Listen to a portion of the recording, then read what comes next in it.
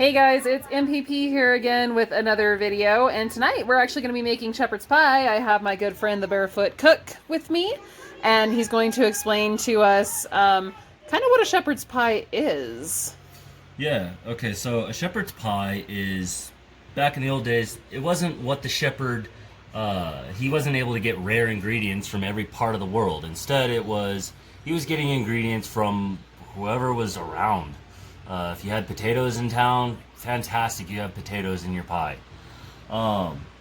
So, over time, the potato has actually become kind of a key image or shape of the shepherd's pie. And what that is basically we're just going to take some rustic potatoes, we're going to turn them into mashed potatoes, or you can even scallop them, slice them, whatever your preference is. And you're going to take these potatoes and you line the top of whatever it is you put. So that way it becomes a pie or like a pie crust. So it becomes just the top crust of the pie though, right? There's no base crust to this pie? No, it's just the top crust. All the ingredients that are going inside is whatever you kind of have lying around. So what did we have lying around today? So we're going to go with lamb. It has a little more flavor, a little stronger. We got it for a really good deal from the Imperfect Foods. Imperfect Foods, yeah. And that right there is really good. It gives it more of the traditional, ancient, time shepherd pie. We're gonna run with peas, some shiitakes we had left over in the fridge, give it a little mushroom flavor, a little earthiness. Some zucchini, give it some freshness. I was thinking throw some green beans in there. Just don't feel like you've got too much or too little. If you're cooking for a lot of people, find something else. You can put a can of corn in here. You can put whatever. It's kind of a clean out your fridge meal. Yeah. So this is great if it's like the end of the week and you have a bunch of leftovers in your fridge and you have no idea what to do with them. Shepherd's pie it is. You can make a shepherd's pie go a long ways because you're taking a lot of random ingredients and making a really big, delicious meal. And we're also using, so we have fresh garlic, it looks like, and tricolored carrots, which are just exactly what they say, tricolored carrots, orange, yellow, purple, which most people probably don't see. And then we have some spinach. I don't know why I wanted to call it cauliflower. God, that is not cauliflower. That we got out of the Imperfect Foods box that has been crisping in my fridge. I cut off the ends, put it in water, stuck it in the fridge, and you can see it's still pretty bright green. This has been in my fridge for about 5 days now, and it still has that really pretty color retention, and it's not super wilted. So that's what crisping does for your vegetables, for your stem vegetables. Make sure you do it. Makes them last a lot longer. It does make them last a lot longer. So we're going to get some potatoes going for mashed potatoes, and we'll get back with you guys in just a second.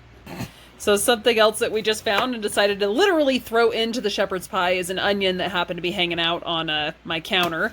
It was just one of those, oh, hey, that'll add some more flavor to it, sort of things. And while I have your guys' attention, this right here, we were talking about the ground lamb. So a lot of people don't know that there's a difference between lamb and sheep. And so sheep is defined as mutton when you're eating it, and lamb is actually lamb, so it's essentially a baby sheep. It's anything from 1 month to 1 year old is defined as a lamb, and then anything over a year old is defined as mutton. So just a little bit of wording difference there for some foods. However, mutton tends to have a little bit more of a gamier flavor, and lamb, which is why most people prefer lamb, like lamb chops, has a milder flavor than mutton does.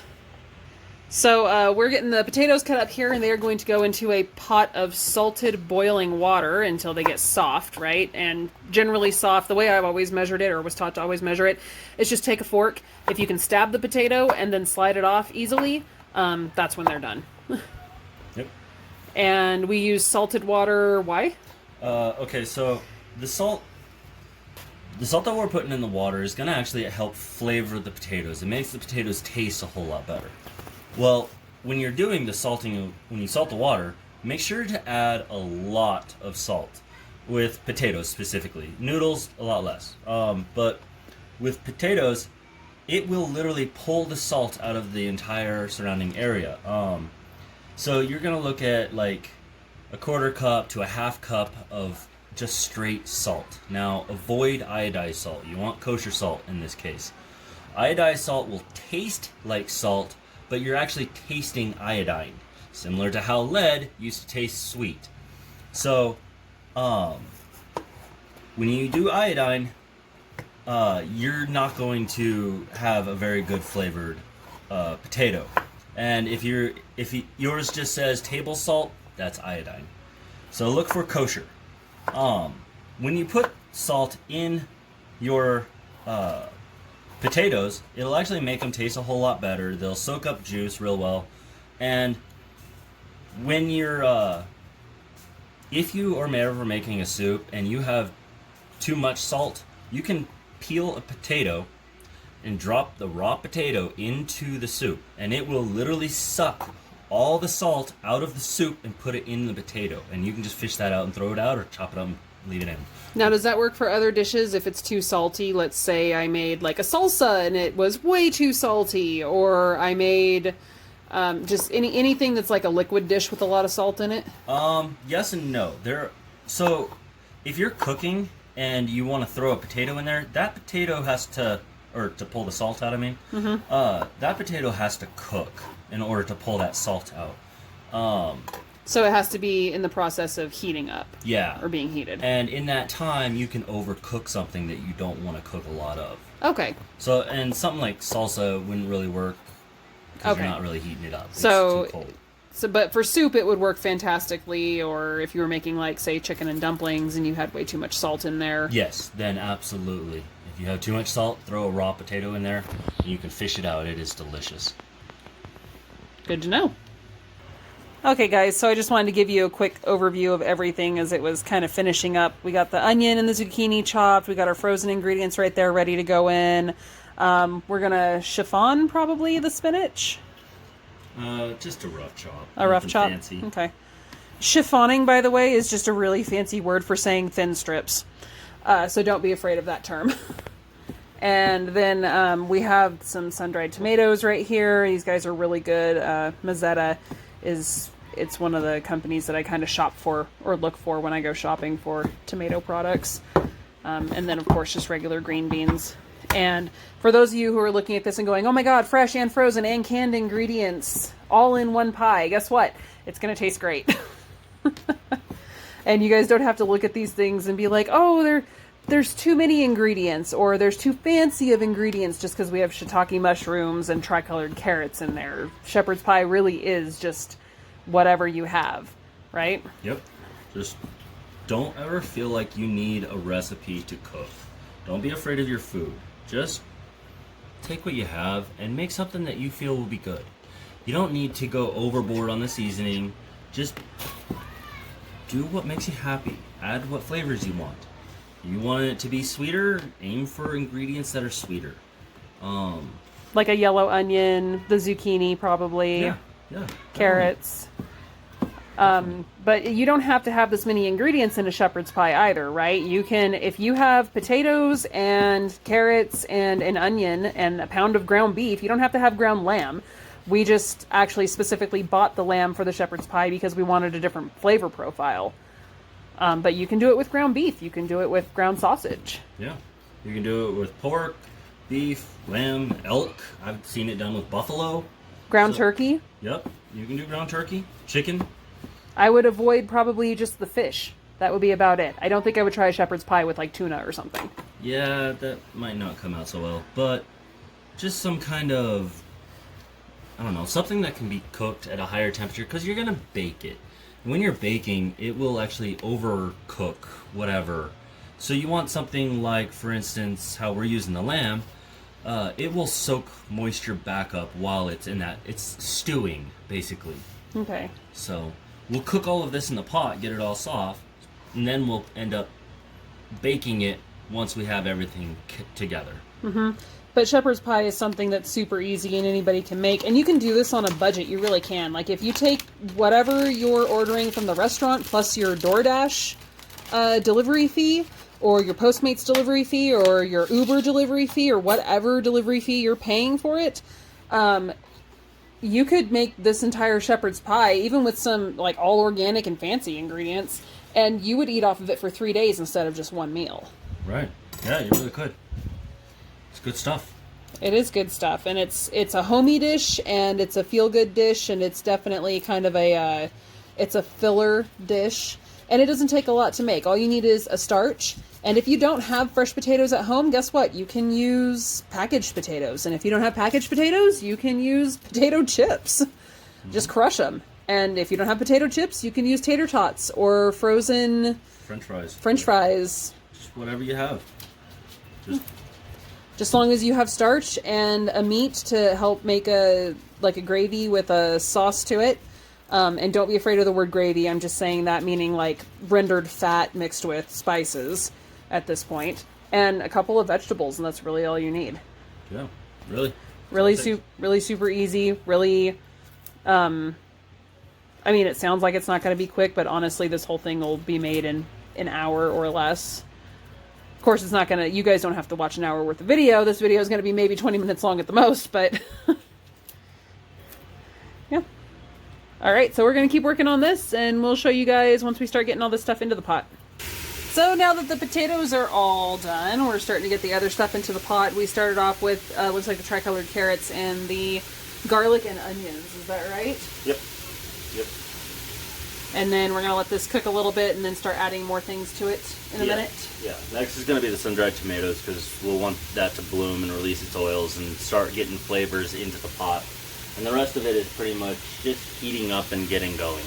So like the spinach, we just need wilted, the mushrooms. Those will take a little longer, but we'll drop those in. With the zucchini, probably? Pretty much, yeah. All right, so we're going to show you guys when we start adding more ingredients. So the next thing to go in is the lamb, and that's going to get mixed around and stirred around just like you would any sort of ground beef. And it's going to cook in there with all of that goodness. And it's okay if the lamb is like ever so slightly underdone by the time this is done, because it's all still going to go into the oven, right? Yeah. It's actually, might even be a little bit better for the lamb to be slightly underdone, because then it won't get overcooked in the oven. We're still playing the sending over and over.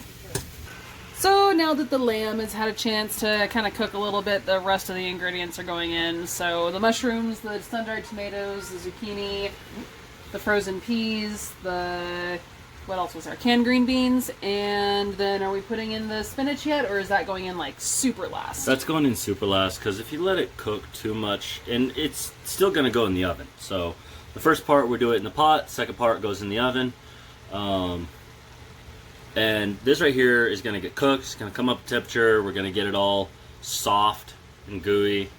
Then we'll mix that in, and we'll put our potatoes over the top of our, or we'll put all of this into a baking dish. Thank you. And we'll put all potatoes on top of that and feed it into the oven. Fantastic. So we decided to give this a taste, because that's one very important thing you should do when you're cooking stuff. And what we tasted was, we tasted the lamb, because the lamb is gonna, well, it's the main focus of the dish for the most part. I mean, yeah. All the vegetables are kind of just gonna soak up whatever flavors we want to put in there. Right. And so we decided that number one, it needs salt. Salt makes flavor bloom. Yep. Right?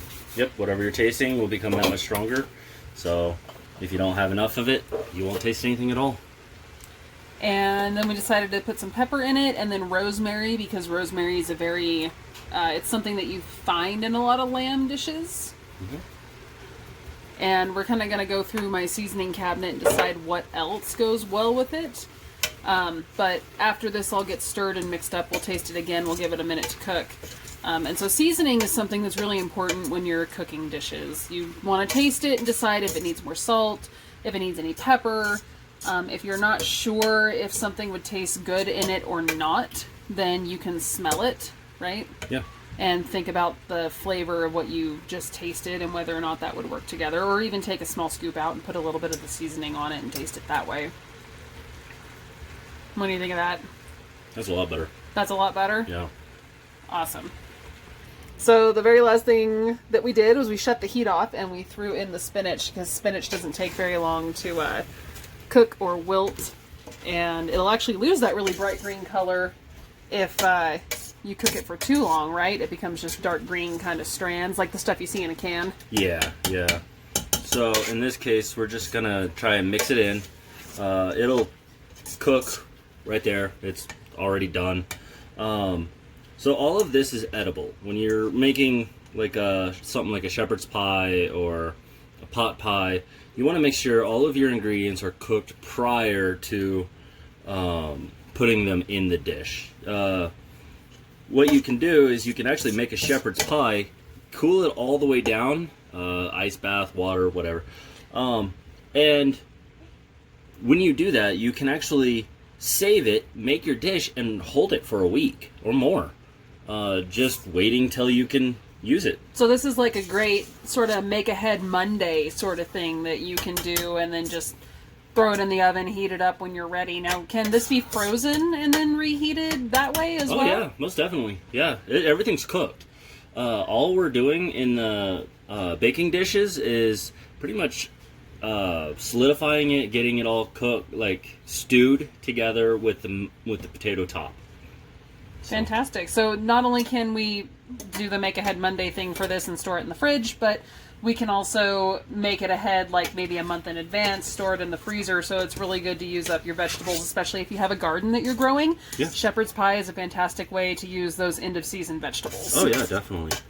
And so we actually have so much filling for the shepherd's pie that we have a small baking dish and a large baking dish that we're going to put the filling into. I'll move that out of your way. And get it ready. And we've got our oven ready. It's preheated to 400. And then we have our mashed potatoes right there. Those are going to go across the top. And then can you do anything else with it as far as the mashed potatoes? Like, can you put fresh herbs on the top of it? Oh yeah, fresh herbs, butter, cheese. We can do a lot of ingredients. I have no idea where you said that. So we can put like herbs across the top of the potatoes. Can you do like grated cheese or anything on top of that? It's just kind of whatever you want to put on the top, isn't it? Yeah. You can also do garlic. You can do butter. I wouldn't recommend doing anything like meat, but because what you're trying to do is you're just trying to take and create like a crust with the potatoes, and then if the butter and anything that you want to put on top is more to keep the potatoes moist or to add like a little flair, a little color. But it's where you can kind of get creative with your toppings, parsley or thyme or oregano or whatever you want. Maybe not oregano; that's a pretty strong herb. But you know, taste it beforehand. And yeah, and then all we're doing here is just ladling it in, scooping it in, and you just mash it around, get it as level as you can. It doesn't have to be pretty. Your creative side can show. You see people on like cooking channels, real cooking channels, that take like a piping bag and pipe it in there, and it all looks like pretty little clouds or swirls or whatever. This is real food. Yeah, this is what normal people will do if they want like to make a decent meal at the end of the week, or if you're tired. This is really simple. You can, while the different parts are cooking, you can just kind of slap it together on the side in the background, and you'll be able to do other stuff like take care of kids or maybe even watch a show. Make yourself a drink.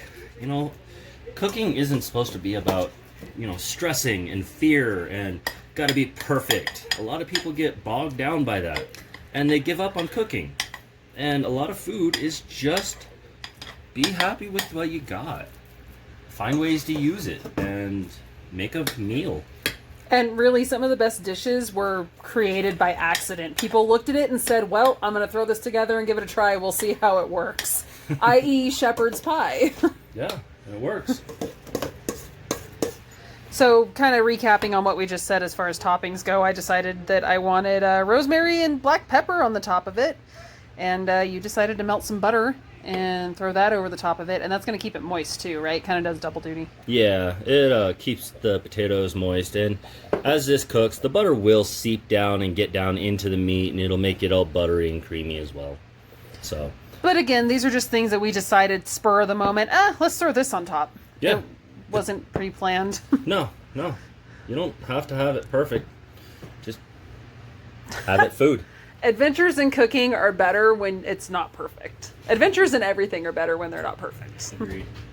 All right, so into the oven they go, and they're just going to go in there until we decide they're done. Maybe 20 minutes at the most. No, probably not even that. All right, so these guys are coming out of the oven now, and you can see where like some of the edges have darkened up. There's still quite a bit of butter on the top, but that's okay because as soon as we cut into them, it's going to wind up down in the middle. Yeah, it's gonna drain down real quick. Timer. Oh, yeah. But you can see how pretty these look. I wish that you guys could smell how amazing these things smell. Oh my god. They smell good. And so we're going to get some bowls, plates, some sort of serving apparatus for these. And then we'll show you guys what they look like when they're all nice and plated up after they've been carved into. Oh yeah, definitely.